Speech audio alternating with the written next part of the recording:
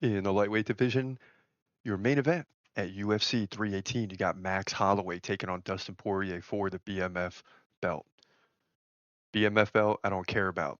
This fight, however, is going to be awesome. I mean, this is just a fun fight. This is a great matchup, especially after Holloway Gaethje at UFC 300. Holloway's a much better fighter at 155 pounds. So let's get into it. Holloway's 26-8. Poirier, in what's being deemed right now the retirement fight, he's 30-9, right? And he's fighting at home in New Orleans. So this is a big deal. Holloway, 2 inches taller at 5'11. He's 33. Poirier, 36. Poirier, 3-inch reach advantage, 72-69. He fights left-handed. Holloway fights right-handed. Both guys very active. Strikers delight, right? Holloway, 7.2 significant strikes per minute. Poirier, 5.3. Poirier can land like a takedown every 3 rounds, so he might get one or two. Unless it works out really well for him, he might try to get more. So we'll have to wait and see. Holloway, 83% takedown defense. Now he went back down to featherweight after the big win over Gaethje, got KO'd in the 3rd round. But against Gaethje, he beat him by KO in the 5th with 1 second left in that fight. 181 significant strikes. It's ridiculous. Before that, he was in the featherweight, right? So it doesn't really matter. He beat the Korean Zombie, sent him into retirement, 3rd round KO. Arnold Allen, that's a big win by decision. And then lost to Volkanovski during all that. How many times did they fight? 3 or 4, right?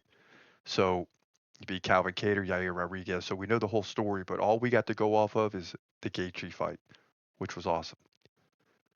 Poirier lost to Islam Makhachev for the belt, right? He was submitted in the 5th round. So, and yeah, that fight wasn't as close as it looks on paper because Makhachev had 5 takedowns, right? Poirier did beat Benoit Saint Denis to get that title fight. Beat him by 2nd round KO. That was a huge victory. Okay. So it is kind of hard to believe on one end that Poirier is looking at retirement, right? At 36. He's still at the top of his game. But if you're going to retire on top, this is the fight to do it. I mean, this is an even fight, basically. Holloway, huge wild card, right? We saw what he did to Gaethje once again. So anything can happen here. This is just going to be a great fight. But man, Poirier at home. hmm, Man, Poirier's at the top of it. This is a tough prediction. Poirier's at the top of his game right now, right? It's not like because he's retiring that he's not. But I got to go with Holloway. I mean, gosh, these main events this year are really tough, but I'm going to go with Holloway here because of what he did to Gaethje and the fact he lands 7.2 significant strikes per minute. I don't like that he's walking into Poirier's house. Poirier wants to go out on a winning note. I don't like that. That's not favorable. But Holloway doesn't mind walking into any situation. So I got to believe, even though there's an X factor there for Poirier, I got to believe that Holloway's still going to get the win. That's just how. And throw the numbers out. I mean, this is just who has the most heart, and you're dealing with two guys that have a lot of heart. But I think Holloway gets the job done. He moves to 27-8, in my opinion. Don't know how.